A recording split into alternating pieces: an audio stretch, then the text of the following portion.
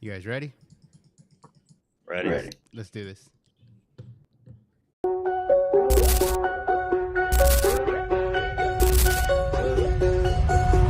Órale, vamos. Yo, what's up, everybody? Welcome back to Latino Free Minds, episode number 99. Don't forget to share the show and, help us grow, spread the word. Couple show notes. We're always live on Instagram, X, YouTube, Rumble. So you can tune in basically wherever you wanna watch. Um, Next week we have our 100th episode, so tune in for that one. Should be a good one. Uh, Today's guest is a fighter, a man that we respect.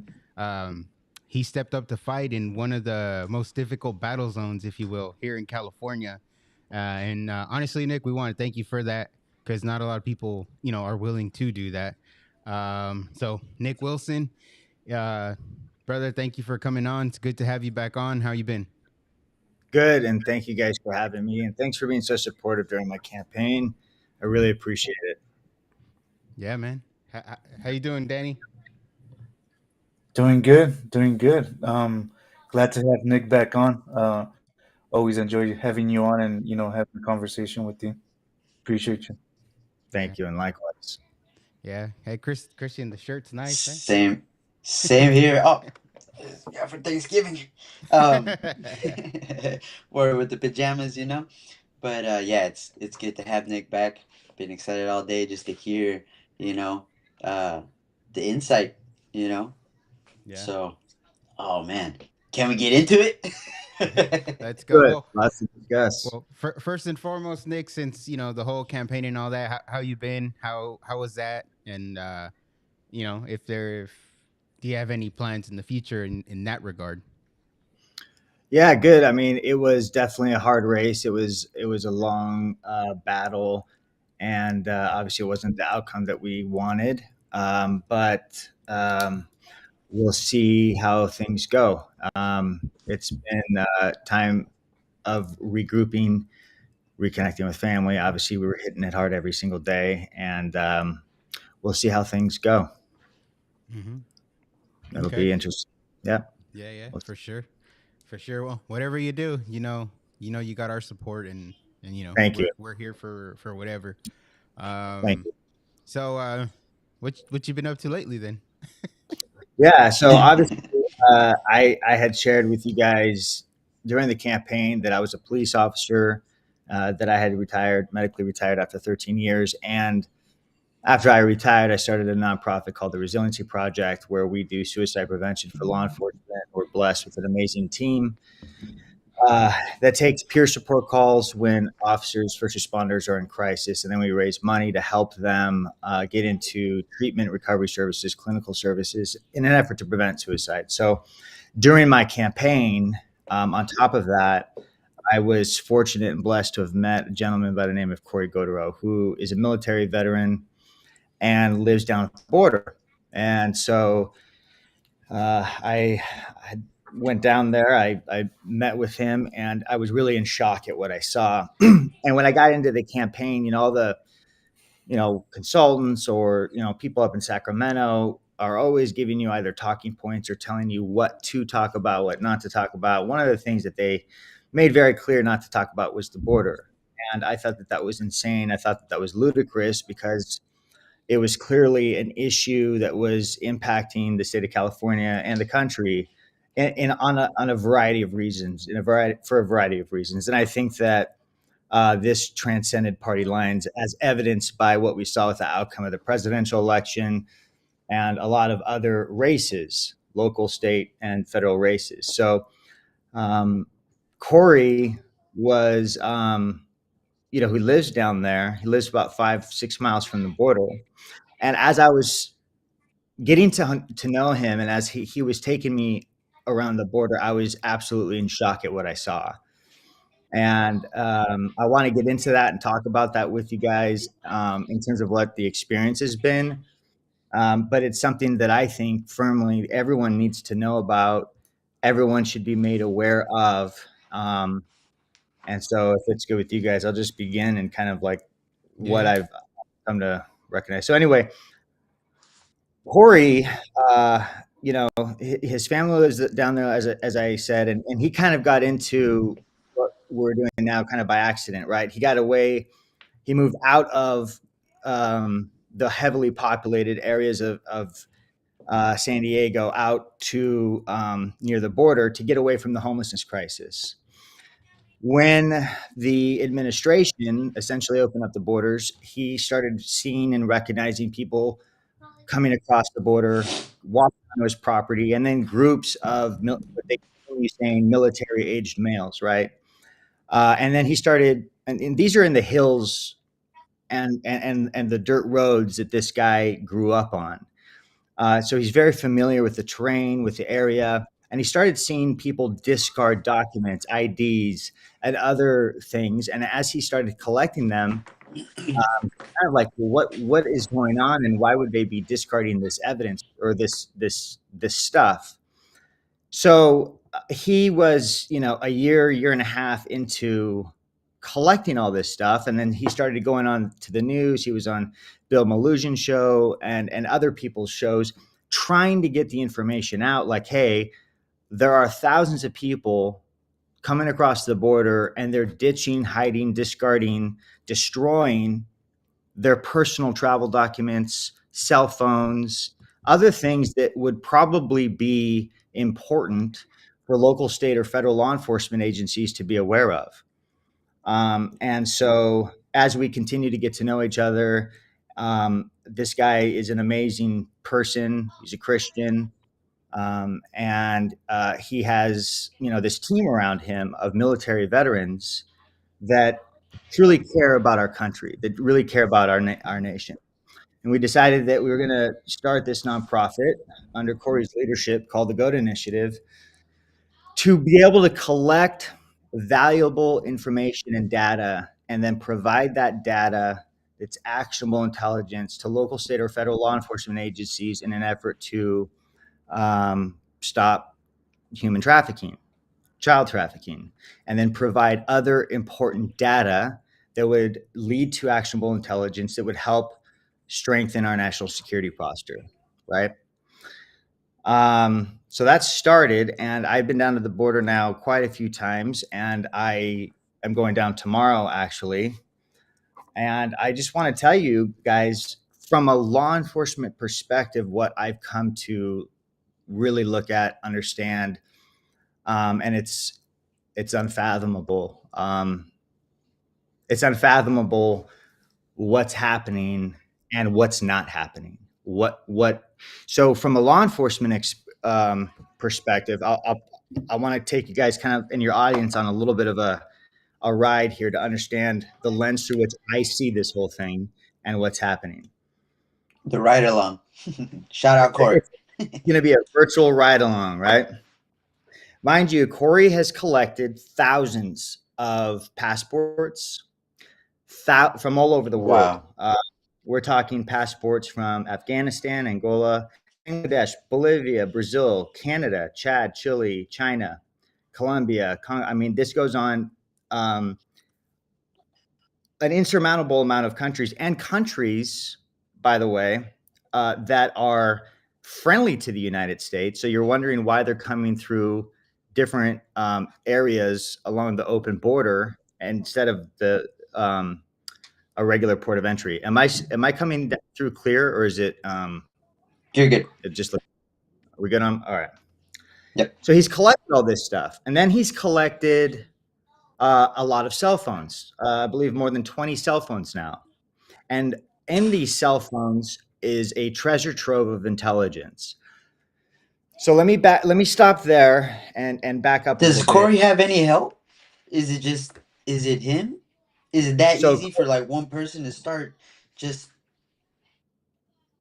so Corey's built a team, but essentially it's just been Corey. wow. And he's been collecting all of this stuff. Now it's in a secure location.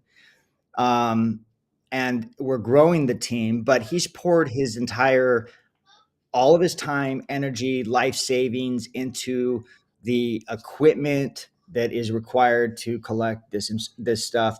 Cameras. We're talking, just gas money to go out there. Flashlights, radio systems, everything that is required to be safe um, while going on these border missions, which really is his own backyard. But like him, I sort of became obsessed with what was going on because it's truly unthinkable when you think about the magnitude and scale of something that is so unprecedented. Something that Corey talks about is that he often says in interviews he doesn't believe that our country was ever prepared for this to happen, and not really knowing how to respond to it. And I firmly agree with him on that. So let me step back before I continue on with what's being found, what's happening, the organization, and the broader things. One of the things that I did at a local law enforcement agency when I was still on the job, I was a detective, and I was very fortunate to work different assignments. I worked gangs, I worked narcotics. When I was working narcotics, I did a lot of cross-border stuff. And then I, at one point, towards the end of my career, was assigned to a fusion center. And I was working intel at a fusion center and had an amazing boss, great partner, learned a lot. And what fusion centers are is a response to the aftermath of 9/11. After 9/11, when the Department of Homeland Security was created, they created approximately 80 fusion centers around the nation. Those fusion centers are comprised of investigators from local agencies, local, state, and federal, into essentially an information sharing intel hub. That is, their duty is to collect intel, collect information that's provided from the public or partners at the local or state, federal level, and thwart, dismantle, disrupt foreign-based terror cells. They also do a very small part of it is focused on domestic extremism, but the whole mission is in response so that there's never another 9/11, so that there's another intelligence failure or gap in intelligence, so that everyone is talking, everyone is sharing information. Within the fusion centers are different types of units that focus on different kinds of things. The primary thing in a fusion center, one of the most important things to look at, to assess when you're getting intelligence, and I'm going to kind of break it down so that everyone really understands this clearly, is threat mitigation when it comes to critical infrastructure, right? And so, what is critical infrastructure? Critical infrastructure are all the things that keep our government, our country going. It's our water systems, right? It is our energy sector.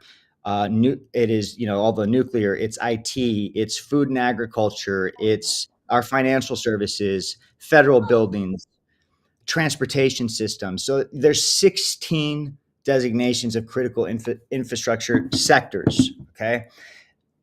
So what am I talking about? So you're sitting, I'm going to put you guys now at the desk. If you're like working intel and you get a tip or lead from someone in the public that says, hey, I noticed this guy who had just gotten arrested from a local police department. This is his name.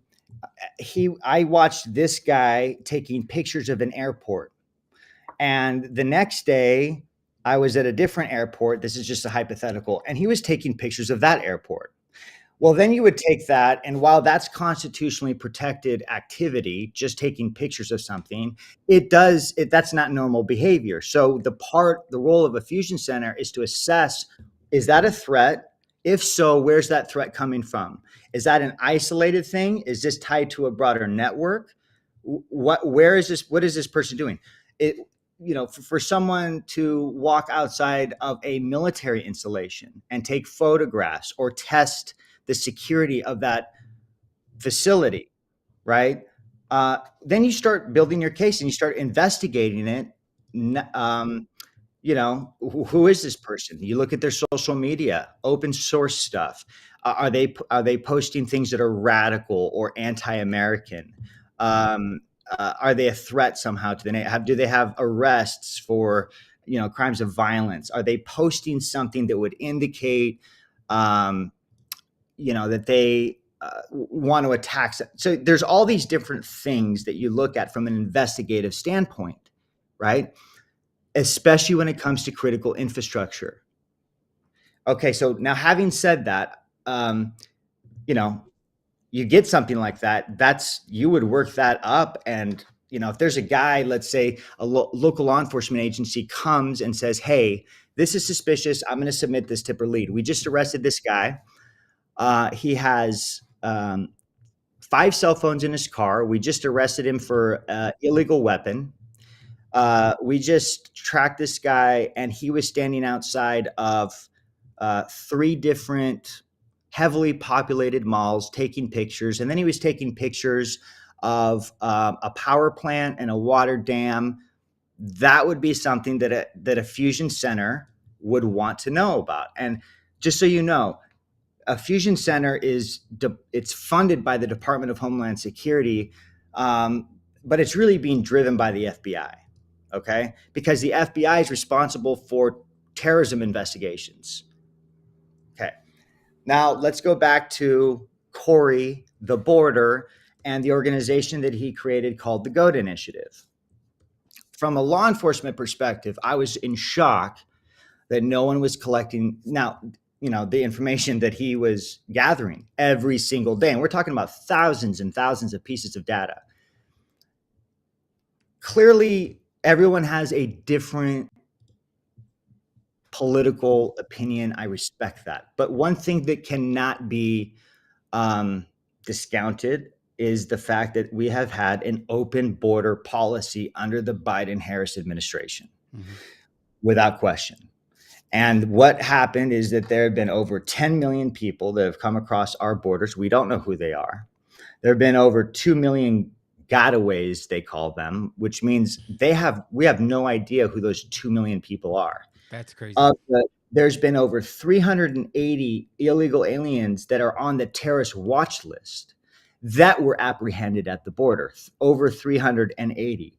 But we have no idea of the over 2 million gotaways who is a hostile actor from a hostile nation state, which one of those millions of people wish to do harm.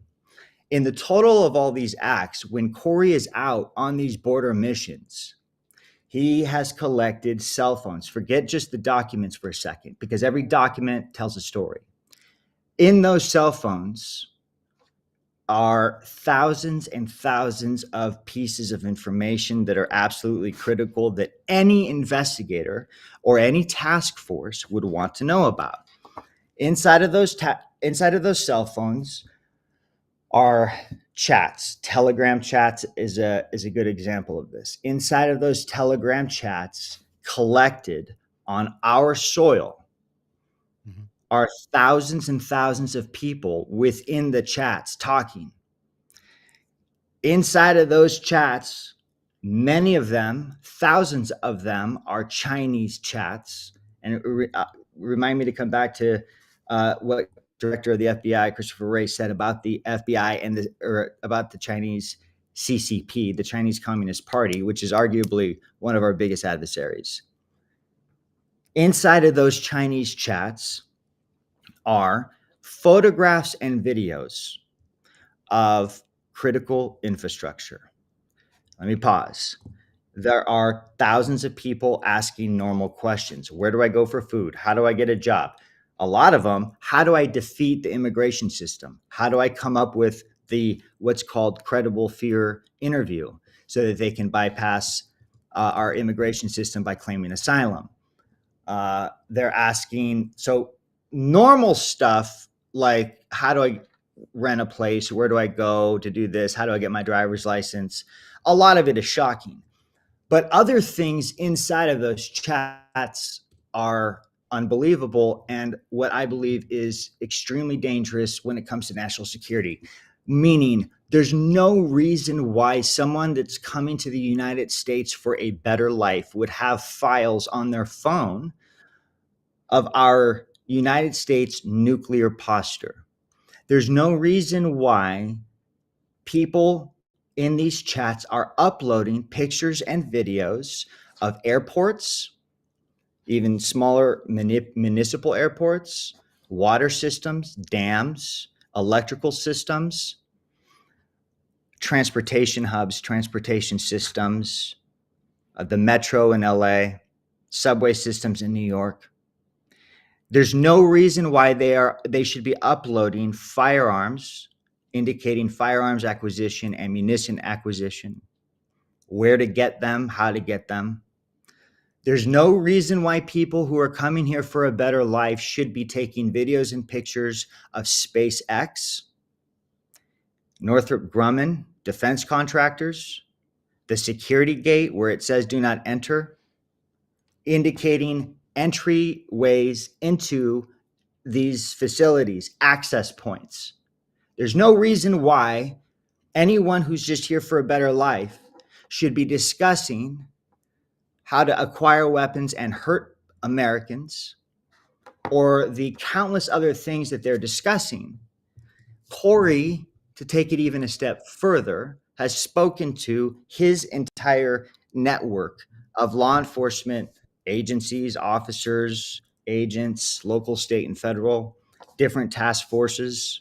He's even went and testified in front of Congress, and he provided Congress with and you should put it in your show notes at the end of this, his testimony, a link to it, and I can send it to you. For sure.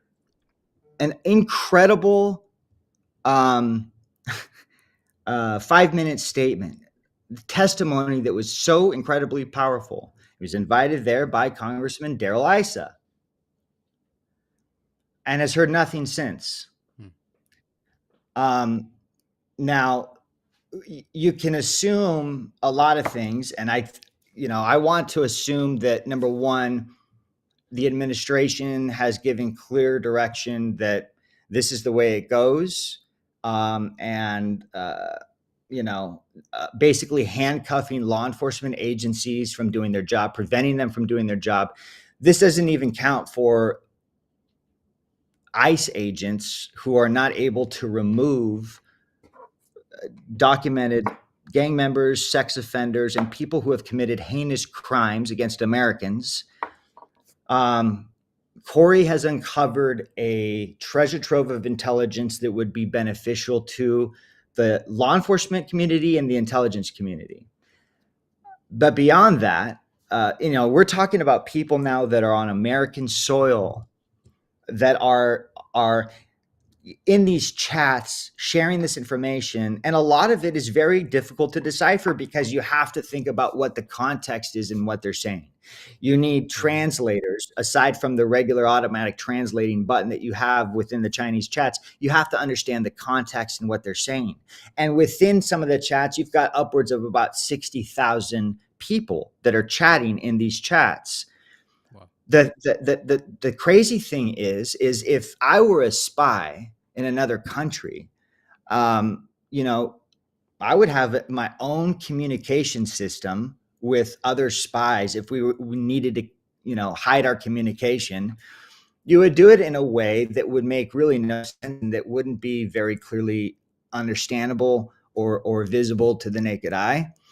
Inside of these chats, though, you've also got a very interesting thing in that you have people who represent the CCP making threatening or derogatory remarks to people that are trying to flee China because of the oppressive state of China, and making these threats, whether they're veiled or very overt and direct threats, not to speak out against the CCP, not to speak out against China, not to speak out against Xi Jinping.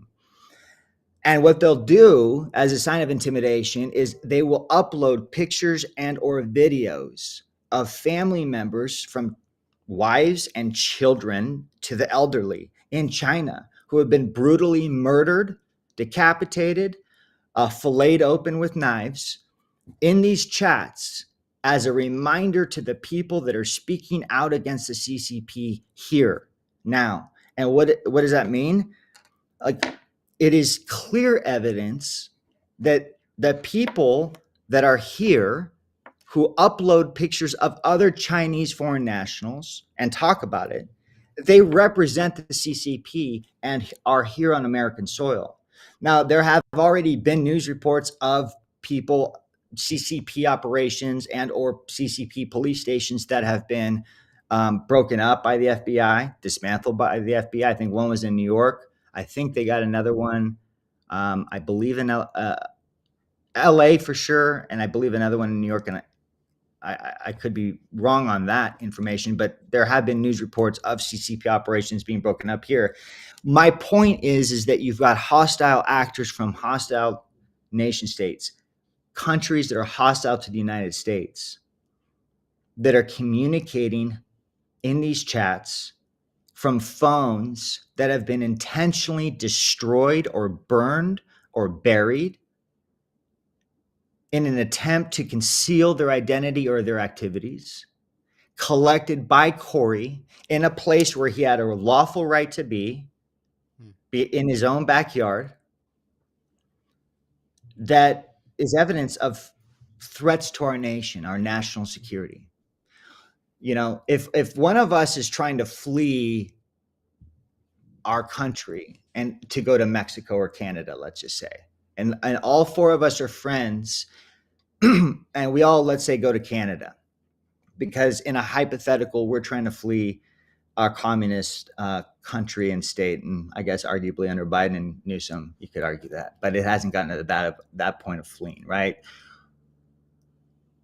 We probably, all four of us, would not go to a water dam, a power facility, energy plant, SpaceX, military facility, including pictures of our aircraft carriers, or we wouldn't be going to places like that, taking pictures of that and uploading them into chats. That's just not normal behavior.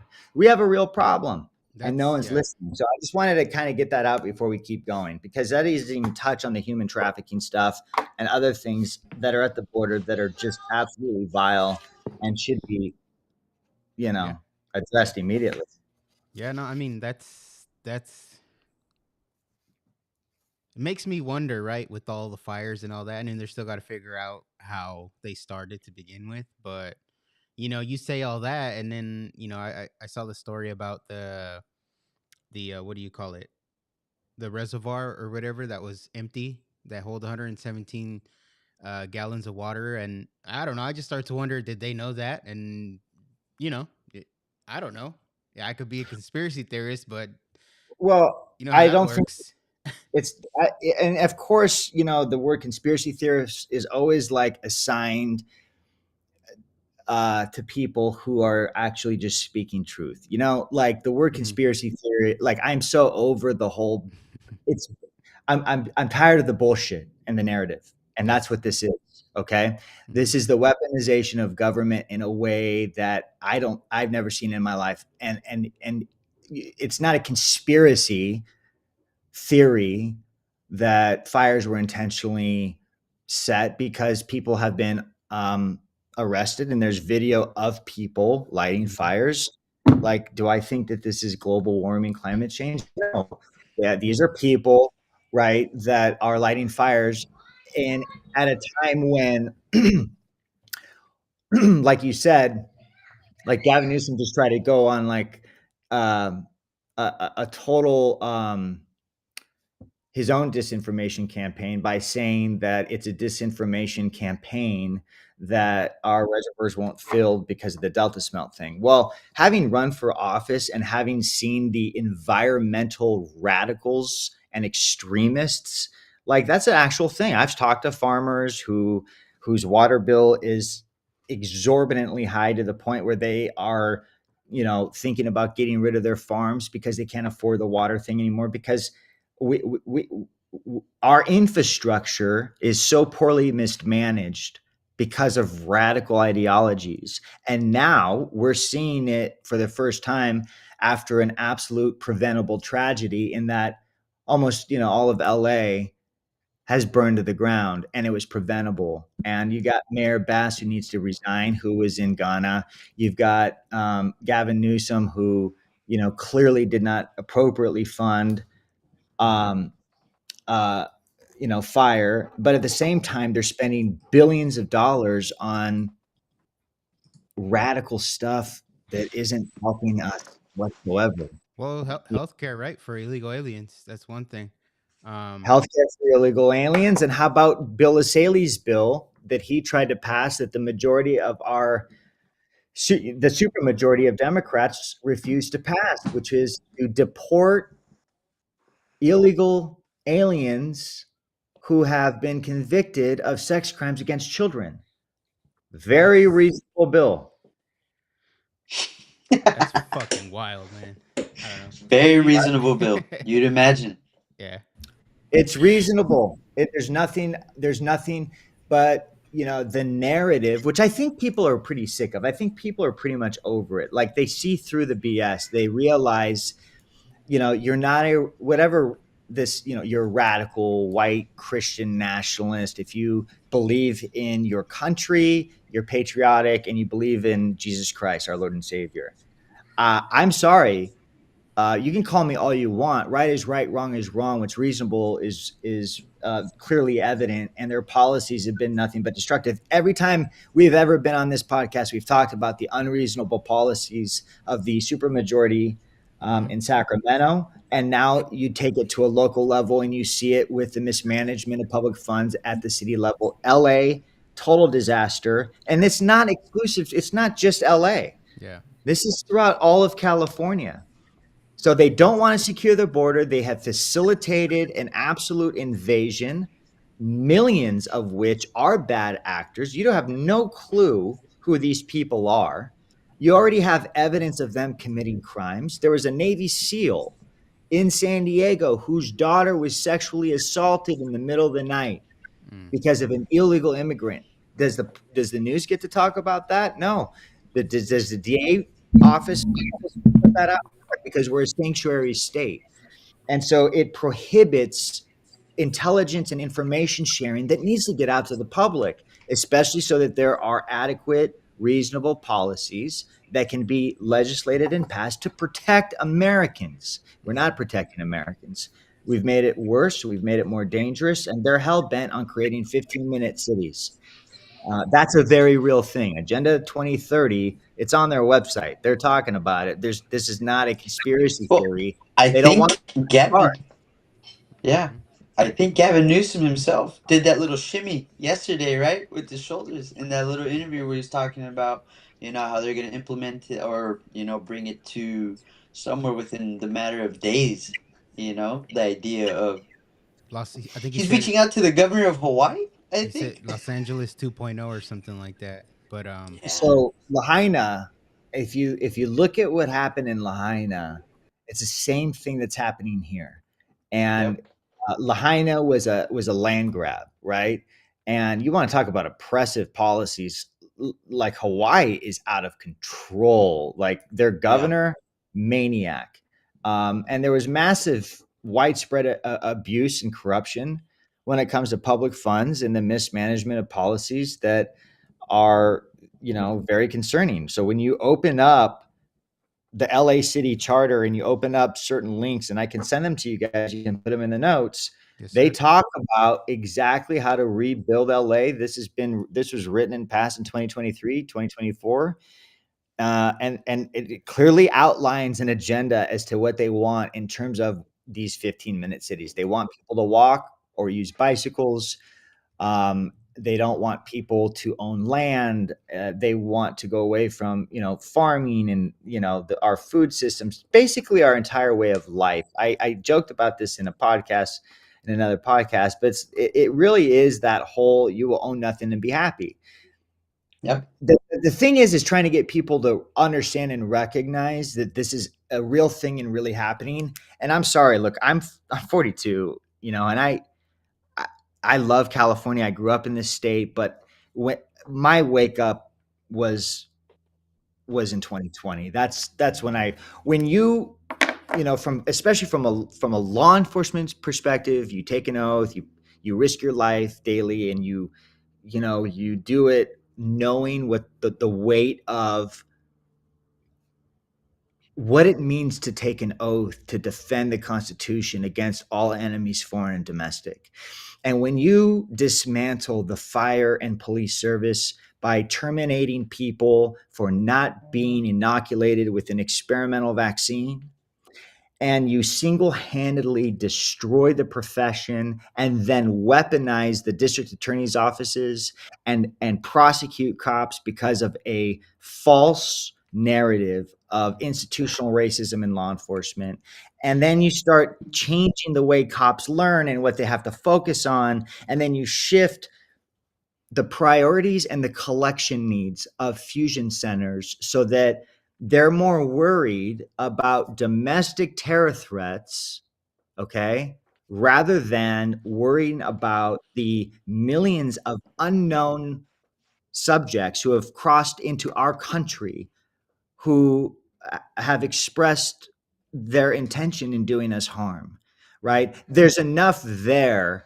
especially, we in law enforcement, you say, you look at things and you base certain judgments based on the totality of circumstances, the totality of the whole thing.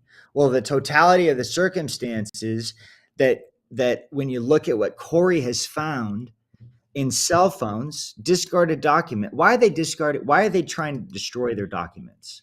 Because if they can prove that they were able to claim asylum in another country, then they can't claim asylum here, right? Mm-hmm. But we have facilitated this, and our taxpayer dollars goes to NGOs who are facilitating this, Mm-hmm. right?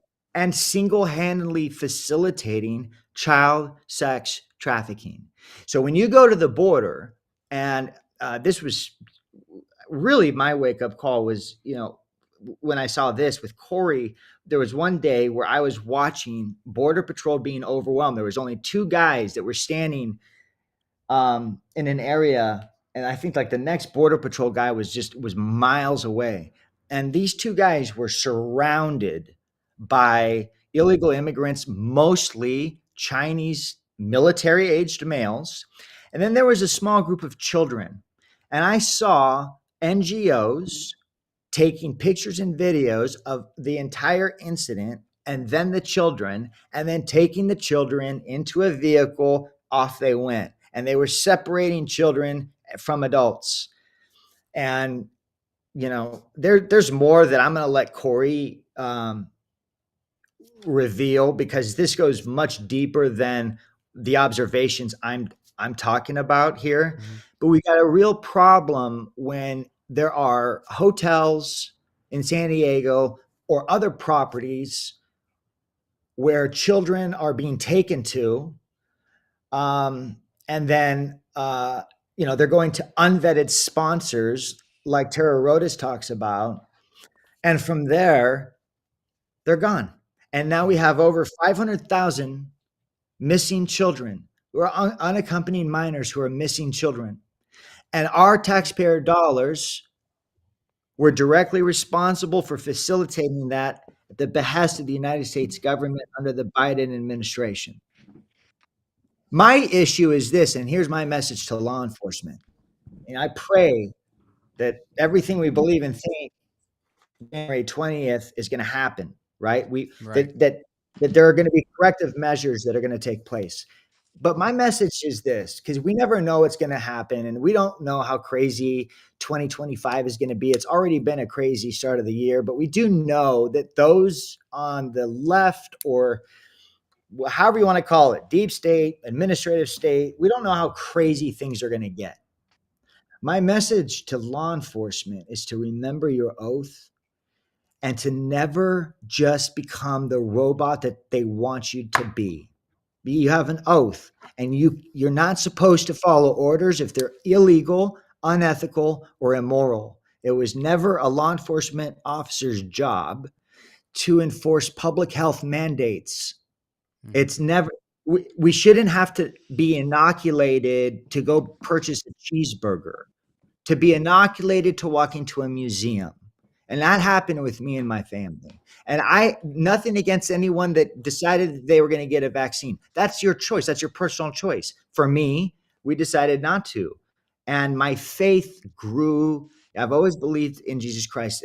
I've always believed and our Heavenly Father. But I will say that it was in being in this political journey and seeing the evil and the driving forces that are dark driving forces that shift and shape public policy. I've never seen so much evil than that, because they're directly responsible for the destruction of people's lives. You can't even buy eggs in this state anymore. So Mm-hmm. many families are struggling. They're hurting. And my faith and my journey got exponentially closer with Jesus after seeing the darkness in political stuff. So like our whole system has to change. And my heart breaks for people who have been affected by these policies. One of them is Jonathan Cruz from Hermosa Beach Police Department. I've talked about him before publicly. Um, he is a, a, a United States Marine veteran with multiple combat tours who worked at the Hermosa Beach Police Department. And he was the only one at the end of the day who said, I'm not going to be vaccinated. And he was terminated. They threw his life away because they said that he didn't have a sincerely held religious belief. And this is a guy who has God tattooed on his chest, who can cite scripture like I've never seen anyone cite scripture, who I've learned so much from. They did this to firefighters, they did this to police officers, and when we see what happened in LA, there's so much corruption. I want to say this too, like what you see with Sheriff Luna, who's an absolute failure, who was basically put in and installed, much like Biden was, because Alex Villanueva was calling out the corruption and wasn't towing the line for the board of supervisors. And what happened? They took Soros money and they got him in while weaponizing the attorney general's office and local agencies against Sheriff Alex Villanueva, the true sheriff, by creating a false narrative about deputy gangs. And so it's just like what they did to Trump. So this happens at every single level. And we have to hold our local politicians and our state politicians accountable. We're never going to get out of this mess. What's happening at the border is the biggest national security and humanitarian crisis I've ever seen. Any investigator worth a damn would look at this information and go, oh my gosh, we've got a real problem. It's time to work. It's time to work. Mm-hmm. And right now, for whatever the reason, they're being handcuffed and they're not working it. So Corey and his amazing team is doing everything that they can to not just collect the intel and raise money now through his nonprofit, the GOAT Initiative, but then to be able to create target packages to be able to provide the new administration so that action can be taken day one when Trump takes office, and hopefully Homan, who is a really good man who Corey recently met, and I just saw the other day speaking about this stuff, and I believe in everything he says. Um, they mean business, and we have to do we have to take measures, I believe, because if we don't, um, like we're done, we're Mm-hmm. finished. Yeah. So I came on pretty passionate about this. I recognize that, but I want to say this: like I was at the Fusion Center when the San Bernardino terrorist attack happened. I remember when the Christopher Dorner incident occurred. Um, Mm, I with Christopher Dorner. Mm-hmm. yeah. So yeah, Christopher Dorner was the LAPD officer that went on a killing spree for about a week, um, and was just absolute evil, right? Mm-hmm. And he executed people. He went and executed a San Bernardino deputy sheriff. Um, for about a week, everyone was ordered. Every agency in California was ordered to wear your helmets, even in your patrol cars.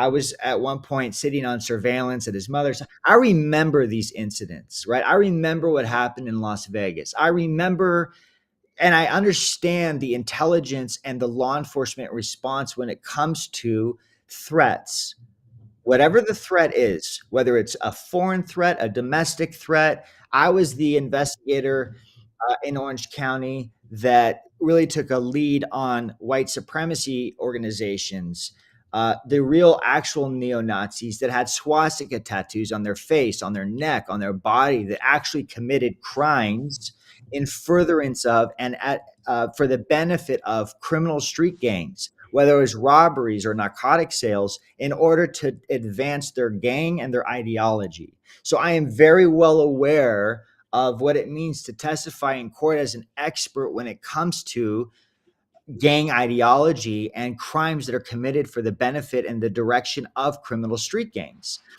The biggest threat to our nation is not white supremacy, and the biggest threat to our nation is not the domestic extremism that you continue to see the Biden administration push and advance.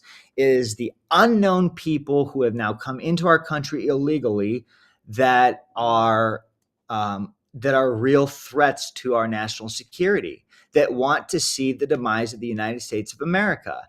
And you've got people like you've got nations like China who have engaged in years of espionage, economic spying on our different business industries, cyber crimes. They are, and Christopher Wray, the director of the FBI, recently just was talking about the significance of the Chinese threats. He said and testified that the FBI opens new cases to counter the CCP intelligence operations roughly every 12 hours, and that the potential national security implications of unprecedented influx are concerning as Chinese nationals in the U.S. illegally breached a military base in California and refused to leave. That was on March 29th. Um, from February 2021, August of 2024, there have been over 55 CCP related espionage cases in 20 different states, including the transmission of sensitive military information, stealing of trade secrets, the execution of transnational repression schemes, and obstruction of justice. And I'm here to tell you that one of the bravest men I know, Cory Godero, started this organization based on the unprecedented level of discarded and intentionally destroyed information that shows a clear story of people operating within the United States in an effort to collect surveillance and evidence of critical infrastructure, and people who are coordinating amongst foreign actors or foreign states that are adversarial to the United States. So my recommendation too, and I was talking with a dear friend about this earlier, is there needs to probably be a different approach to how fusion centers, all 80 of them, operate, and the collection needs. The collection needs of the DHS fusion centers, those collection needs have not been updated, I believe, since 2013. So local law enforcement, there used to be, and there still is, it's called TLO, terrorism liaison officers. And each department has TLOs. And so every department, their terrorism liaison officers go to TLO trainings every month. They learn what the new trends are, what's happening. Then they bring that information back to their agency, and there's this training so that law enforcement officers, when they're out on patrol every day, understand what to look for, understand maybe there's something about a simple arrest that wouldn't have stood out until being updated with new information. And that's an interesting trend that corresponds with this guy that we arrested Thursday night. Maybe we should write up a product, submit a tipper lead to the local fusion center so that the fusion center can work it up with all of their analysts and team of experts. That's not happening. It's not happening. And in fact, Well, let me ask you something. Nick, Yeah. in regards to that statement that it's just not happening. You mentioned that at the top of this, it's the FBI, right? Yeah. And is it just coincidence that every terrorist attack that we've had here, the FBI has, prior knowledge to, these people, or, the intents that they had, but somehow they just happen to happen, they were allowed to happen right under their nose. I mean, is that why nothing is being done in your opinion, or is this just a trend that I'm seeing that is continuing to happen? Look, I'm going to just speak openly, and I'm just going to tell you my belief, and I'm not speaking on behalf of any organization. I'm speaking on behalf of myself, Nick Wilson. This is just my, you know, and by the way, I'm not saying the whole FBI, but there are people that are at the top that really drive certain things. So it's not like the entire rank and file. Okay. Um, yeah, your observations are accurate, right? Most of the time, the FBI knows of what the threat was. Um, they knew in San Bernardino. They knew about his name was Saeed Farouk, and they knew about Saeed Farouk before it happened. Did they know about? They knew about a lot of things, right? So, do I think uh, there are, political? There are, yes, I think there are people in politics who profit off war. I've said it. There you go. I think that they profit off war. Um, if you look at what happened in Iraq, the Iraq war was predicated off of bogus intel because that current administration, it was a Republican administration, wanted to go to war. For whatever the reasons were, geopolitically or selfishly, for whatever it was, they wanted to go to war. Do I think that the everyday FBI agent wants to do the right thing and is trying to do the right thing? Yes, within the parameters that are given to them. But I have seen a lot of things that still don't make any sense to me today. And there will come a point where I will talk about those things. Um, but I believe that Kash Patel will be the best FBI director. I think that the entire system is going to change. I think we're going to start seeing the responsibilities of certain law enforcement or federal law enforcement agencies change. And then hopefully within that, the priorities and the initiatives of those agencies will change. Um, because there was a clear mandate in California and in this country. Mm-hmm. Trump got elected and was sent a very clear mandate. And look at what they did to try to destroy him in the process.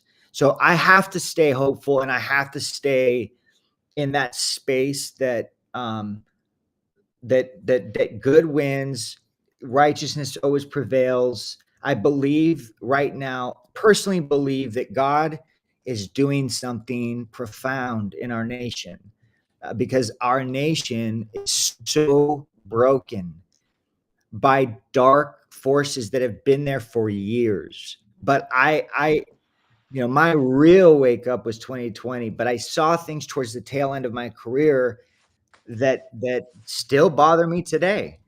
And it's being compounded by what I'm seeing at the border, because no one understands this. I don't understand how certain agencies, local, state, or federal, wouldn't want the information that Corey has, with the understanding that after January 20th, they got the green light to work it. Because what he's collecting at the border is not specific to just the geographical location of the border. They're taking videos of the Monterey Park Police Department and uploading them into chats. El Monte Police Department, they're taking pictures and videos and uploading them into chats. The LAPD Air Bureau, they're not just taking pictures and videos of it, they're giving the actual coordinates to those locations and uploading them into chats. They're taking time to take surveillance pictures and videos of municipal airports. They're taking time to military bases, naval vessels, airports and aircraft, water systems and dams, electrical and energy facilities, firearms and ammunition acquisition, SpaceX and Northrop Grumman facilities, and federal buildings and police departments. Corey will be putting this stuff out shortly. It's that there's not enough time in the day. We all have families, and at the end of the day, like, all of us are doing the best we can. The situation is that there's thousands of data points within all of these things. You have to swift through what's bogus and BS, what's the people that are really here and took advantage of our open border policy and exploited it because we gave them the opportunity to do it, and which parts of those chats are derogatory and are threats to the nation.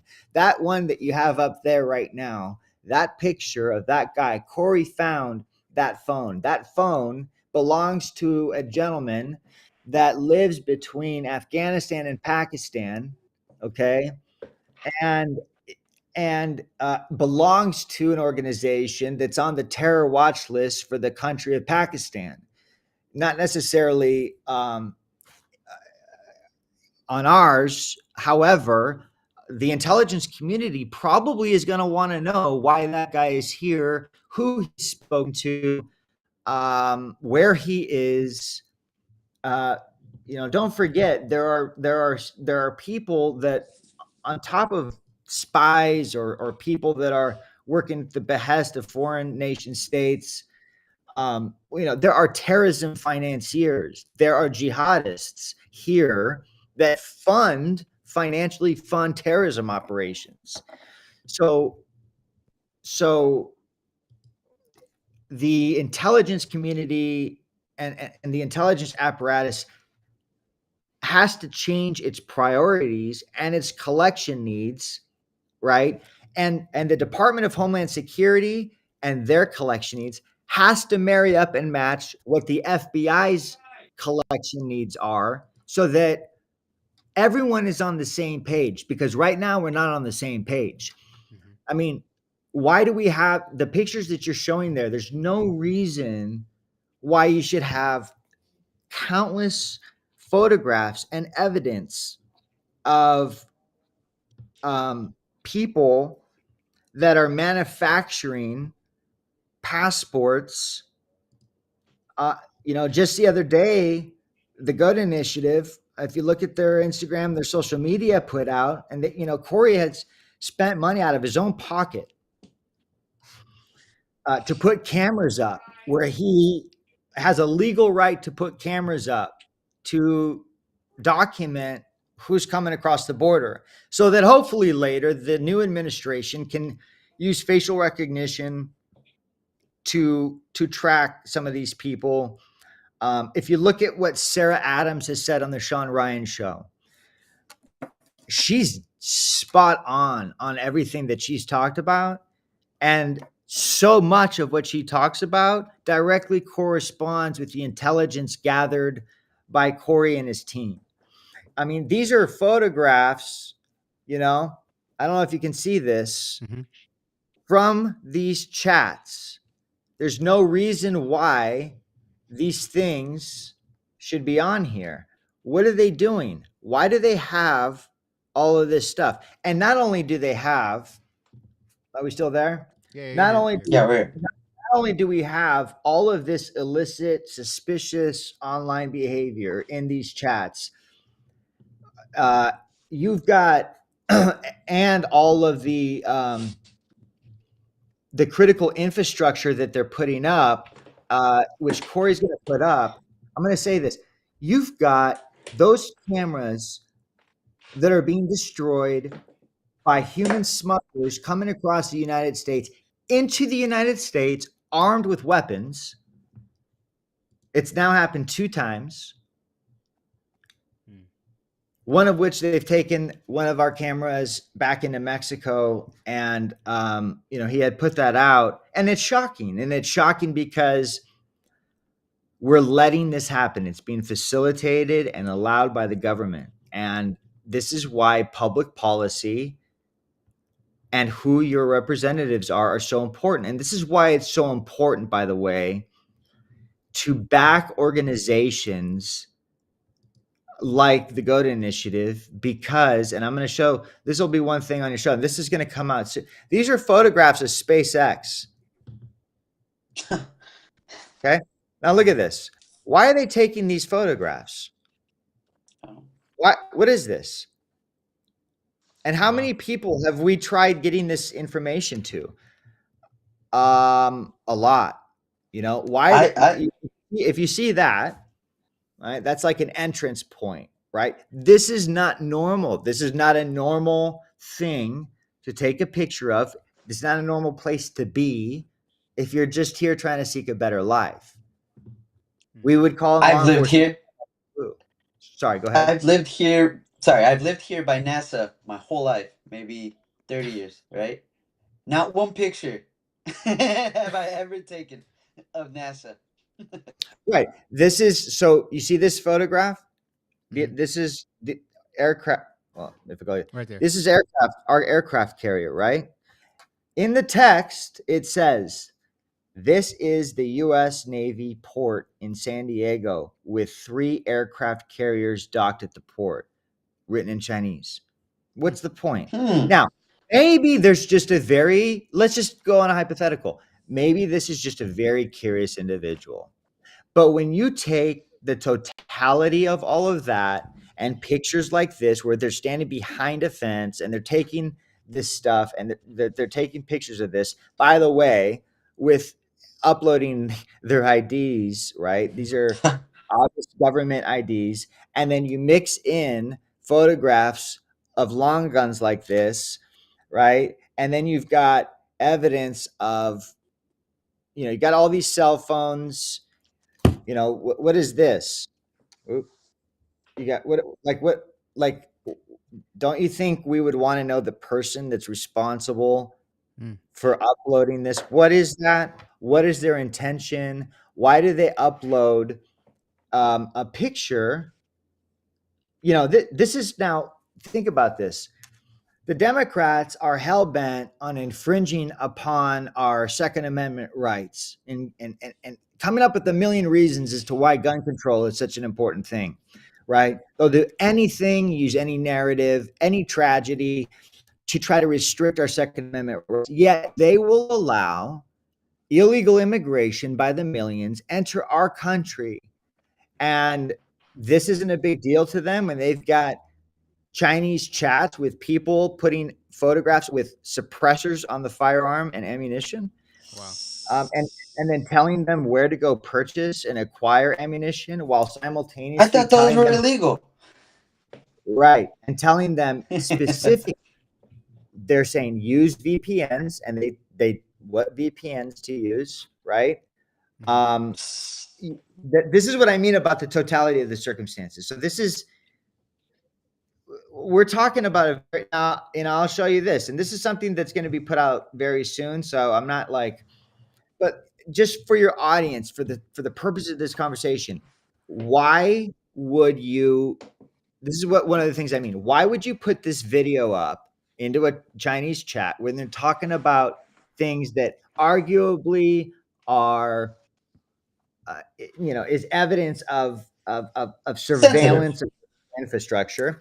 This is a video that's like 10 seconds long of a guy who uploads it into a Chinese chat, taking this of a local municipal airport in LA County. If you can see that. What's he doing? You see that? Yeah. So what are their IP addresses? Where are they located? Who are they? What's their background? What government do they work for? Why is this in a Chinese? What? Hold on. Why is this in there? They've got a U.S. passport, an AR-15. It looks like, and a handgun. This is not normal behavior of people that are trying to come here for a better life. Mhm. Not friendlies. This, yeah, this is not. Now, the child trafficking and the sex trafficking is unbelievable. In these chats, they talk about, I'm going here and I'm bringing my 3 children. You should come and bring your children too. For people that are like older people, you see people talking about, okay, I'll work at this massage parlor, but please don't make me do this. Please don't make me do that. You know, uh, forced Wow. labor, forced labor stuff, and then horrible images. And I'll show you.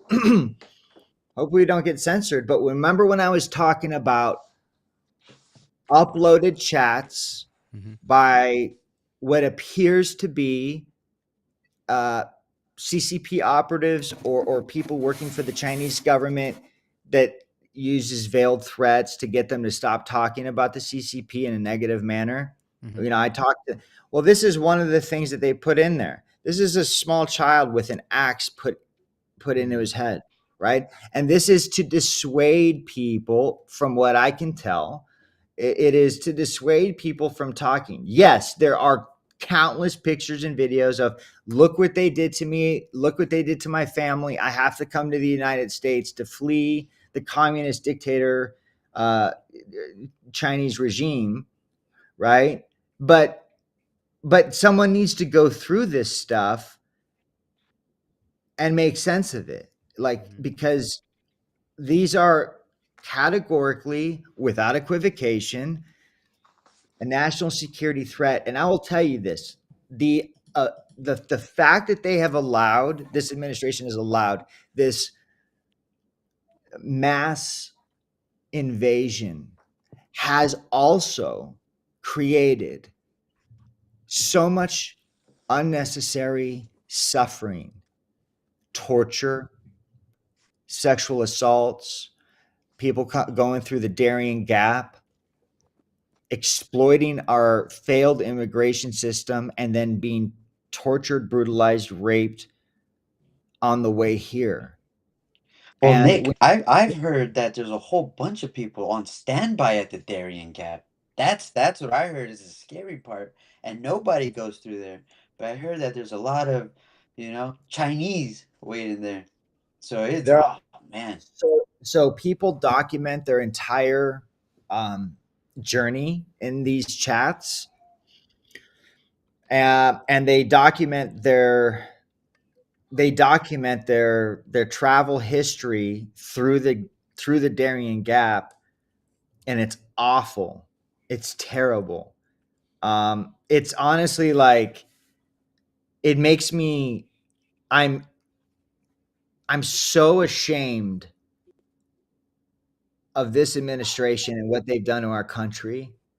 But God is good, and God is man. I believe He has an absolute hand right now in everything that's happening. I believe that um, it's not. But remember, you know. By the way, look at this. Like, this is one of Corey's cameras that captures this. Do we know of any of these that are good people, bad people? Do we know who they're working? Look at that. There's countless people that are coming through, and you're looking at this, and it's just back to what I was saying. It's like, we can't worship people, or you know false idols, or it's Correct. Jesus Christ, right? And Mm-hmm. God is using people right now. I firmly believe this, like, in my heart. He's bringing people together, because the government is not going to save us.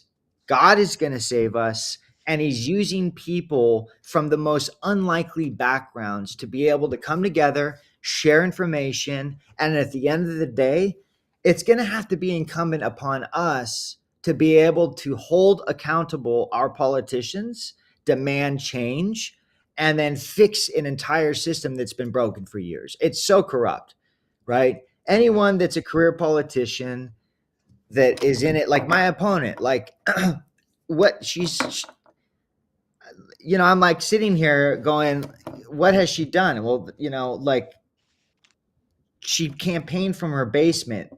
I'm talking on a micro level. Like she wasn't out there. Thank God we had an amazing team of people that genuinely cared and wanted change, and they did everything. They gave up their time, their energy, their money to try to reach as many people since we were a grassroots movement. But I'm not the only race. There's thousands of races out there. And those people who don't want to be politicians, those are the people that need to be in office. The people that get attacked, right? Like all of Trump's appointees right now that are being attacked, they're attacking those people for a reason. Because those career politicians that take money, that line their pockets, that want to continue, these forever wars, those people need to be ousted. Who the hell wants war? Yes, we are the greatest nation on earth and we should be protecting our nation at all costs, but we don't need to be spending billions of American taxpayer dollars to Ukraine. Mm-hmm. I mean, it's like we create issues and problems to justify war. I mean, I'm just so it's very unbelievable. At the end of the day, there's a lady named Melissa O'Connor, a citizen journalist, really good lady in San Diego, who went on another podcast, and she had gotten the information from Corey, but she had put it out. And what happened was Corey found, just as a micro example of how crazy this is, Corey, has like these programs on his phone and his computer where you can figure out like what parcel of land at the border belongs to who. I think it's like a hunting app, right? Mm-hmm. Right at the border wall where I've been with him numerous times, right where it ends in one particular sector, um, that piece of land is owned by P. Diddy's head of security, who used to be Michael Jackson's head of security. And that guy has a nonprofit in LA that serves underprivileged children.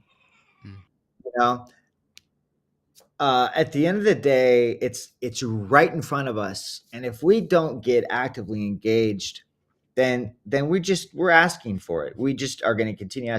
The damage is done. I mean, the people that should not be in this country are here. Mm-hmm. I pray to God that the Trump administration will be able to remove those that need to be removed, and that can change our intelligence apparatus so that it is effective, so that local, state, and federal are talking to each other, that the GOAT initiative and others that are like-minded, that are trying to do the right thing, have a pathway to be able to provide actionable intelligence to the federal government so that they can do their jobs. Because I will tell you guys this right now, not one time when I've been down there on all these different border missions with Corey, collecting the stuff, looking to see, what's happening, have I ever seen anybody there from local, state, or federal law enforcement agencies also there collecting the data. That's how we know that they don't have it. Mm-hmm. Corey has it. These people don't have it. They have no idea what's in these chats, and they don't want it because they've got stand down orders. I'm assuming that's why they can't work it. But when and I posted, I think you guys had reposted it and shared it, but it's wild to me that there's instructions called it's like a DRS primer. I had found this pamphlet while out with Corey, and it gives clear instructions on how to evade arrest from law enforcement, how to train, what law enforcement techniques are being used. And these are the same pamphlets that are showing up at pro-Hamas events on United States university campuses, right? And we found them at the border. Why? Well, who's giving it to them? Most likely it's the NGOs giving them this stuff. Inside of the chats are a list of over 100 NGOs friendly to the illegal immigrants, and they talk about who does what, blah blah. So, and then you look at the funding and how much, Catholic Charities and Jewish Family Services are two NGOs that are raking in a lot of money to also assist in the movement, I'll just say, of human beings. So Mm. I hope that anyone that's watching that has any sort of influence that can do anything about this or take this information and spread it to those that might be able to influence others and demand policy change actually do it. Because I'm going to say this: I ran on public safety, as you guys remember. I ran on parental rights, even though the establishment did not want me to do it. I ran on the principles that I thought were most important, that were hurting Californians the most. I ran on the cost of living, right? Mhm. These are the things I truly care about. And in my whole, you take that coupled with everything I've ever seen in law enforcement in my career, nothing is more important, in my professional opinion, than what is happening at the border, what Corey's collected, and where that intelligence needs to go. Because if we're not safe, then nothing else matters, because it's like the hierarchy of needs, right? Safety and shelter is number one. You can't have any of the policy things that we really need in California unless the basics, the fundamentals are there, and that's safety. We have to be safe, and we're not safe until law enforcement agencies and intelligence services are working together in tandem, doing the right thing based on accurate intel that needs to be truly gone through. And that rests with what Corey has, with what the GOAT initiative has collected. And I hope and I pray that people start paying attention. Mhm. Look, Nick, one of the things that we always talk about is the manipulation, right? So, they try to separate us by talking about, the immigrants coming over, Mhm. seeking a better life, and the American dream. And I can tell you personally that I've been having conversations with people that absolutely stood on the other side of what everybody in this, the four of us believe, in border security, right? And now the conversation has shifted.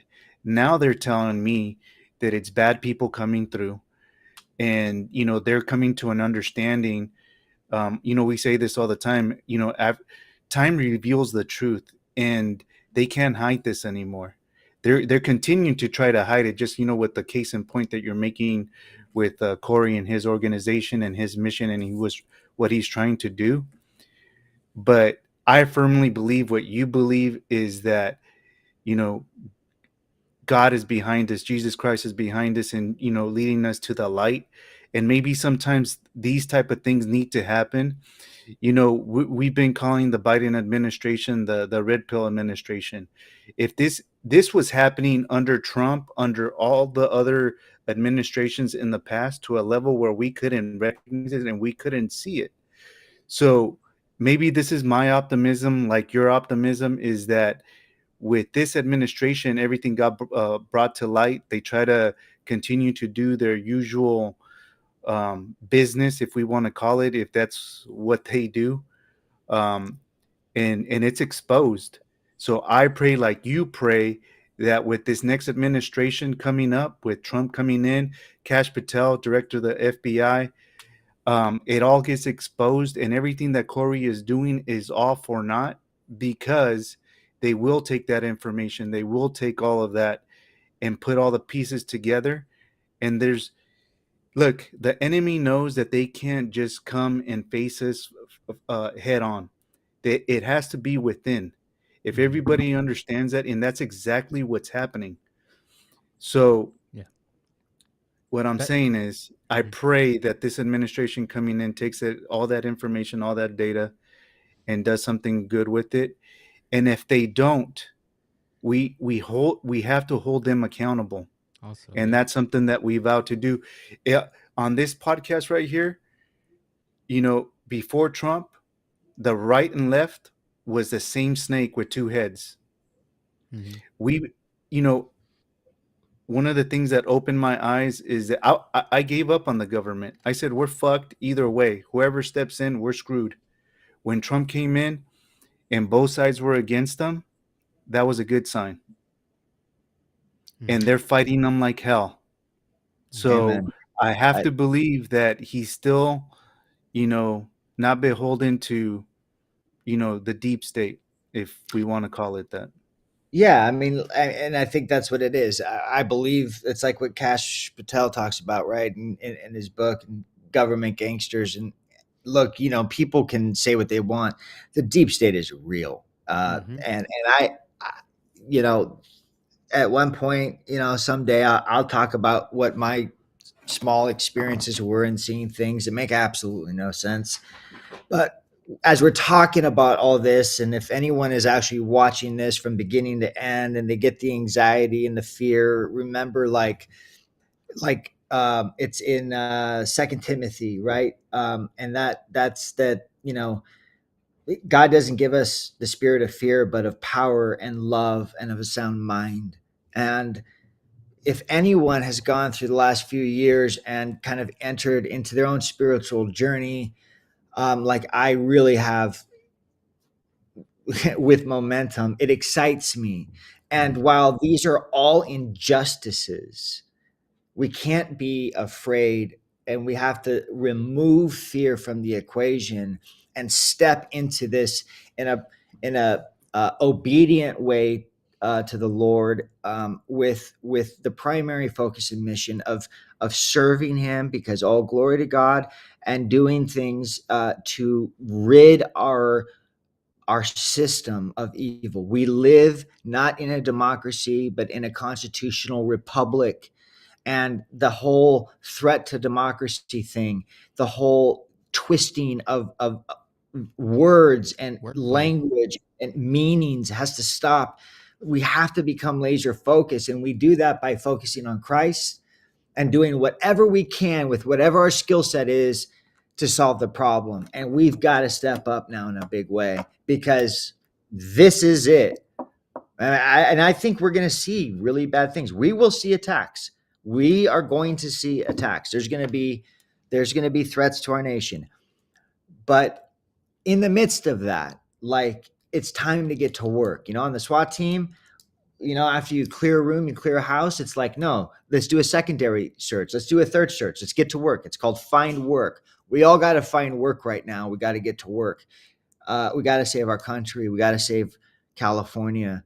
Mm-hmm. And this is the time. And that's why I'm grateful for you guys, because you've always been there to have the real conversations. And I hope that we can continue to do that as we progress, because we all have to come together now for the right reasons. Mm-hmm. Yeah. No. And I think kind of what Danny was saying is exactly what I was thinking. Um, and that's why these conversations are so important, because of the manipulation, right? You'll have, look at it from our perspective as Mexican, Latino, whatever, is, they've gotten a lot of us to just kind of focus on, it's a anti-Latino, anti-Mexican issue, right?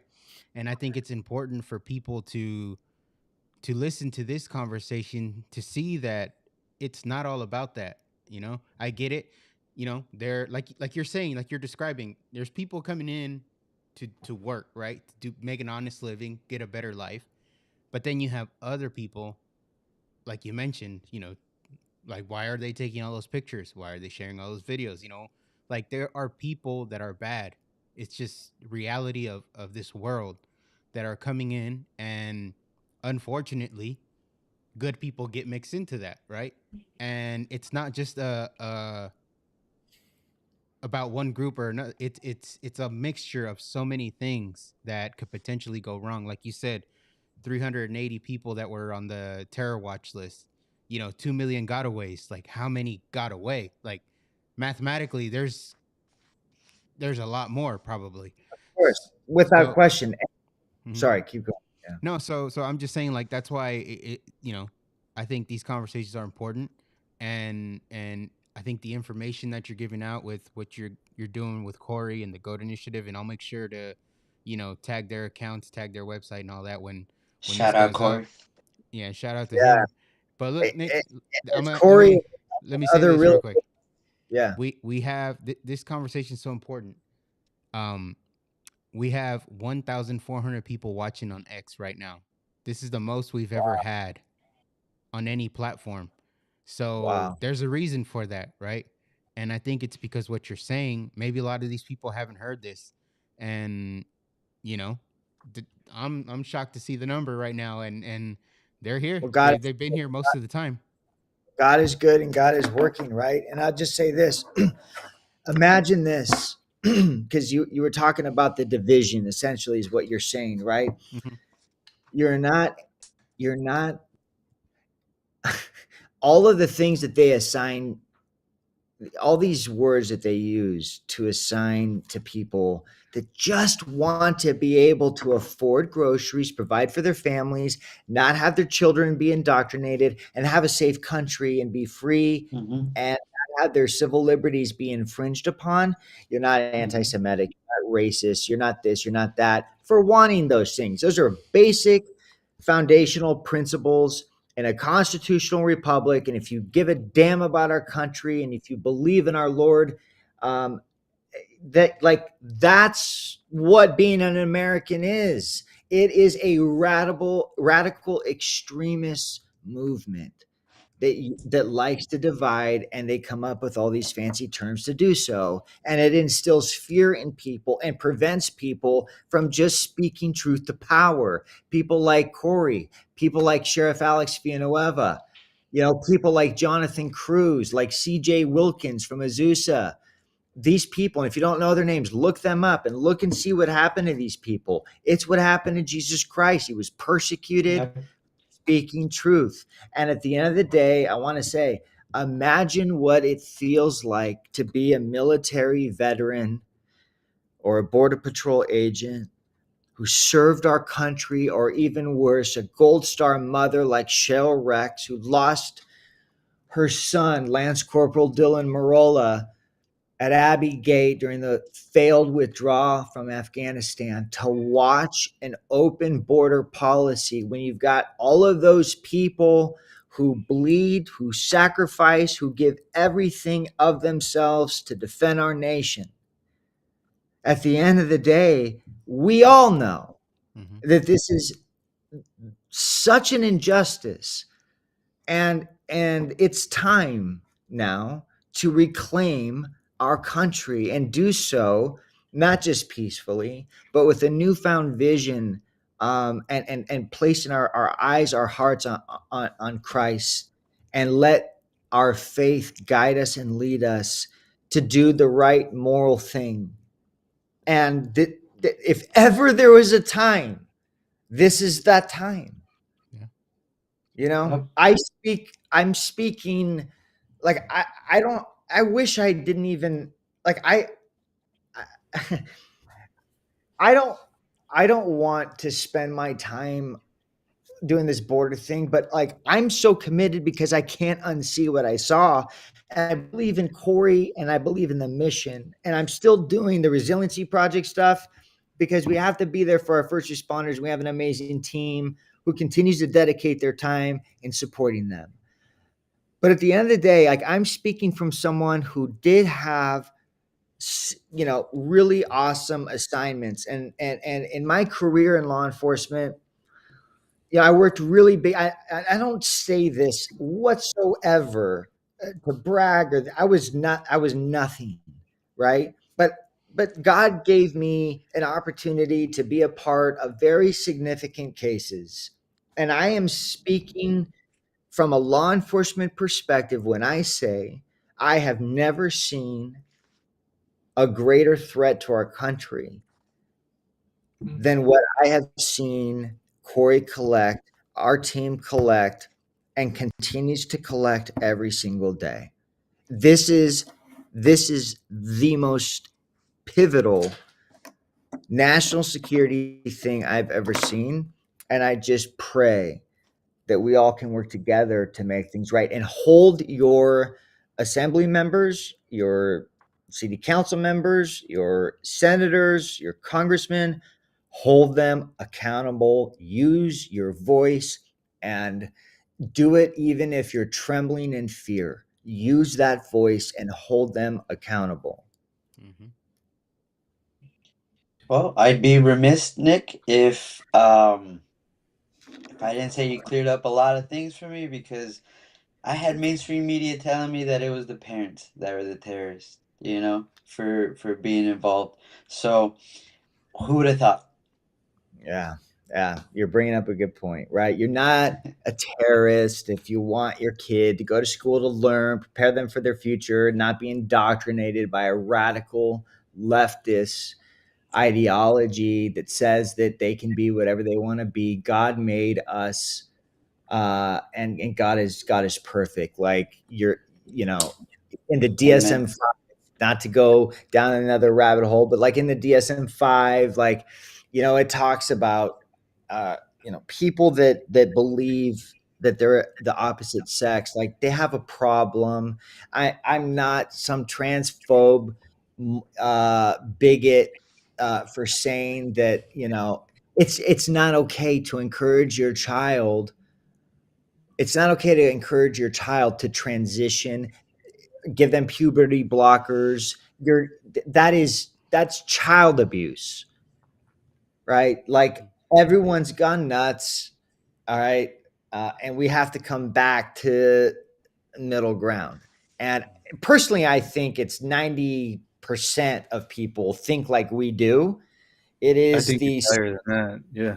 Yeah, it's a small fraction of those in power that are corrupted and they're profiting off of this. They're profiting off the medical industry. They're profiting off of making us sick. They're profiting off of allowing a border invasion and making Americans more unsafe. They're profiting off of all of the things that are turbulent now in our lives. They're profiting off of creating emergencies. And our role as Christians and as Americans is to put an end to it using our constitutional rights and become civically engaged and in voting and holding people accountable. Enough's enough.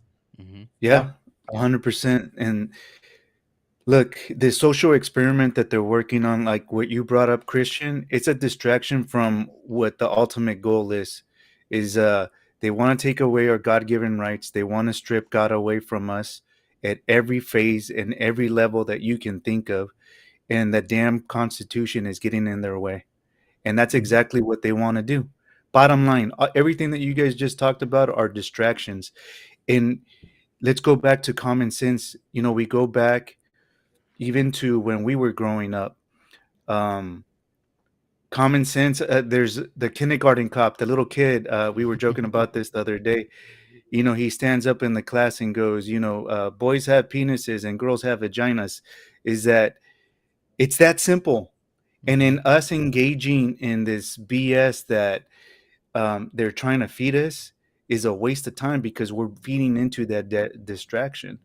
The messed up part is that they're actually bringing it to the classrooms and bringing it into popular culture, you know, and that brings up another point. If you're a father or you're a mentor to someone, whether, like an older brother, older sister, or vice versa, be engaged, be the, we talk about it all the time, be the biggest influence in those people's lives. And, don't let them fall into those traps. Don't feed into it. If you don't say anything and you don't voice your opinion about it, in a sense, it's like you're lukewarm. You're No, advocating for it by you're not, you're encouraging it. Exactly. you're a coward. You're a coward. And right now, we need the men to stand up and be Mm-hmm. men. Okay? I mean, look, in every war, we had, from the Revolution to World War II. Like we had 16, 17-year old uh, kids storming the beaches of Normandy. Okay, like it is time. Like the founders, they were rebels, right? They were the insurrectionists. They knew, like it was what's the quote? We uh, we'll either hang together, or we'll hang. We'll either hang ourselves. What was it? We'll be hung, or we'll hang together, but we'll surely be hung. This is the time for men to stand up and be men. This is the time to lead your families, and to put your foot down, to show up at school board meetings. This is the time to call in your elected officials and say, I don't want the border invasion to continue. This is your time to be men, and to show your families, your children, what it Mm-hmm. means to be a Christian American patriot, and do the right thing, and not to cower. Don't be those people that just say, I'm good, I'm making money, I don't want to rock the boat, come home, law enforcement, it was IGM, I got mine. Don't be that. Mm-hmm. Be an American. Be a God fearing Christian that is going to speak truth, no matter how scary it is. You Mm-hmm. know, Yeah. and and that's what we need. That's what we have to do. Yeah. Yeah. No, It's the quote it's that you God were looking hates for is, lukewarm. "We must all hang together, or or assuredly surely we we'll hang shall That's hang it. separately. That's separately." it. Yeah. Yep. Yeah, that's it. Because and this is not inciting violence, and I'm not saying, and you'll always see when people twist things. Oh, they're advocating violence. No, do things peacefully, do things the right way. Don't ever engage in violence. Use your voice and your Right. constitutionally protected rights. All right, it's as simple as that. Do the right thing, and at the end of the day, good wins. God wins. Mm-hmm. And we just got to get there. Yeah. Okay, Yeah. we how we got ourselves in this position, because too many people did nothing. And Mm-hmm. I'll never forget that the silence of our friends is more shocking and betraying and painful than having our enemies say whatever. They can say whatever they want, but the silence of our friends, hold Mm-hmm. our friends accountable, call on your friends to speak up and to join us. Mm-hmm. Yeah. Yeah. I want to tell you guys about a conversation that I had yesterday. So, here on the podcast, we talk about making these type of conversations cool, because traditionally it's like you talk to someone, a teammate, or a coworker over the phone, and you talk about the game. You talk about what happened on the with the score, or the touchdown, or whatever the case may be. And it was so freaking awesome that I had a conversation with someone that you know I happen to work with. I've never met him, but remotely, we work together, and we actually started talking about family and things like what we're talking about right now. Not once that we bring up, a football game, basketball game, or anything like that. No sports, no nothing. That's It was awesome. family values, current environment right now. He happened to be Latino, and I said, hey, you know what? No matter what nationality or race you are, I would be glad to be having it with you. But it's awesome that you happen to be a Latino, and we're talking about this because we need to change, That's awesome. and evolve. You know, Mm-hmm. so That is that's beautiful, because and I tell my wife this like all the time, like, and my son, I tell him, I don't care. Like, everything's falling apart, everything's in disarray. There's a moral decay occurring. The moral fabric of our country is in full display and disintegrating. Up is down, down is up. Everything is. I don't care who scored the touchdown. I don't care who won. Those are games. It's like Rome. It's like watching a distraction. It's nothing about that for me at least, and I know that people think that's nuts, but like put God first. Let's fix our state. Let's fix our country. Then go watch all the games you want. But right now Mm-hmm. is not the time for that. And that's awesome to hear that you're even, that's leadership. To me, I see that as leadership because you're having conversations that add value to the family unit and to each other. That's Mm-hmm. beautiful. Yeah, no, and it's priorities. I think it's setting priorities. You know, my awakening happened a while ago, and I felt really isolated in an island, and it sucks to be there. But I always ask people this is like, 10 years ago, these conversations that you were having with people, what do they look like compared to today? And I could tell you that they're way different for me in a good way. So that's why, the optimism that I have comes from a different place. Everybody just focuses on what happened today or what just is on a, news feed, that's trending right now. Yeah. That's not how I measure it, Mm-hmm. you know? 100%.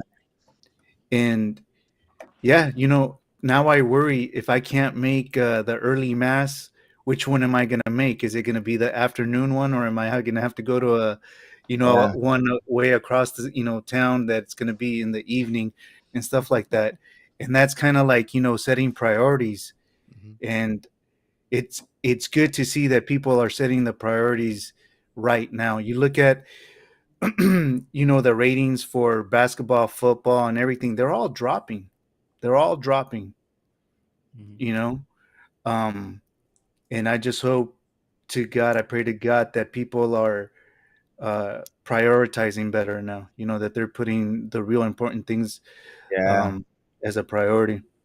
I couldn't have been said better. I agree 100%. At the end of the day, you know, I'd rather spend my time um, with my family reading the Bible and talking about the value, the importance of life and family and what it means to fight the good fight Mm-hmm. when your country is in trouble, when your state is in trouble. Time is very valuable, and it's the lessons that we teach our children. And as men leading our families, and this is our time to do it. The games, the social media distractions, you know, who, you know, it's just we have to prioritize right now what really matters, and that's putting God first, and that's saving our country. And we'll hopefully, uh, we continue to all be led and stay obedient and work together. And it's like for me, I look at this as it's not just like a podcast here we're doing. We're This is communication, and hopefully, you know, inspiring others to understand the gravity of the circumstances and to act upon it appropriately. Mm-hmm. Mhm. For sure, man. For sure. No, man. And like I said, I'll make sure to link everything with the Goat Initiative, the website, and all the pictures that were on there that I pulled up, so people can go see it themselves. Um, I think it's super important, and it is a good conversation for people to start having. It's not a comfortable one, depending on where you go. Like you said, there's the dangers coming in, the human trafficking. It's not a pleasant conversation that you just want to have. You know what I mean? But sometimes, um, you know, you have to have it because you can't just see, like you say, you can't stay silent about it. You can't hope it goes away, and I think that's part of the problem. We're in the situation, right? Maybe many of us just said, that'll pass, it'll go away, and here we are. Situation's gotten worse and worse. So a lot of people are tuning into this, and there's a reason for that. And I hope that they pick something up that clip this, share it, Yeah. um, tell your people about it. You don't even have to tag us in it. Just if you heard something here from Nick or any one of us that made you think or make might encourage others to speak up, and like you said, right, it's your friends that stay silent. Hold Yeah. them accountable. If it's something we said, something Nick said that'll help you do that, by all means, go ahead. These conversations are, I like having them. That's why we do this, and we learn a lot. Uh, talking about things that I haven't heard of before, and it's way more important to kind of know about these things, right? Like than Danny was saying, than knowing about all those other stats, and it And just Daniel, means more. and Daniel is like, the truth is usually not comfortable. The truth usually is not pleasant. The truth is sometimes very jarring, right? But if you want to be able to not struggle when it comes to purchasing eggs and providing for your family, if you don't want to continue beating your head against the wall because you've got all these inefficiencies in government, if you want to be safe and not worry about what's going on in terms of national security, if you want to live in communities that aren't being intentionally burnt down or out of gross negligence, then you have to have the conversations about the truth and put political Hmm. party aside and just get back to like reasonable basics so that we can resolve these issues. This isn't left, right, Democrat, Republican, even though the Democrats completely have railed it. But there's just as many Republicans, Hmm. okay, that are equally guilty that got us into this Mm-hmm. position in the first place. So we got to speak up. We got to use our voices and use whatever sphere of influence we've got, because that's what are you going to leave behind? Hmm. What memory do you want to leave, for your children? The person that sat there and cheered at a TV screen when there was a touchdown, or someone that dug their heels into the ground and stood on moral ground to fight back so that they have a future. I choose the latter. Hmm. Yeah. And Yep. we have to do it together. No, not one of us can do this alone. It takes all of us, Hmm. Yeah. right? Mm-hmm. God bless you guys You for too, man. what you do, and God Thank you, bless Nick. everyone else that's out there fighting, and God Hmm. bless our first responders and our military, and you know, God Hmm. bless Trump, his team, and I pray for protection, divine protection over him and our country, and I Hmm. pray that the innocent children who have been trafficked are found, and I pray. I pray that God allows the opportunity for healing in this nation. Hmm. Yeah. Yeah. 100%. A lot of people would, want justice and just focus on that. But what you said right now is the truth, is healing Hmm. and Mm-hmm. overcoming this evil spirits that prowl about this world seeking the ruin of souls. Amen. So, Yeah, absolutely. So it's a yeah. heavy topic, right? But my Yeah. gratitude, I have gratitude for you guys that you guys wanted to have this conversation. Um, I lost my race, even though I think there were a bunch of shenanigans, and We'll get that fixed eventually. we'll get that fixed, right? But I'm grateful for You still Corey. won. You still won. You were out there. You voiced, your voice was out there. Hmm. Yeah. You influenced people. You woke up people. You won. Well, Yeah. You won. hey, God won. And you know what, man? All things through Christ and all glory to God. And I will say this, like, as heavy as a topic as all of this is, I think we should all be grateful that this campaign brought us together. It brought it. I Hmm. met Corey through this campaign. He's like my brother. So is Danny, who's on our team, and the others.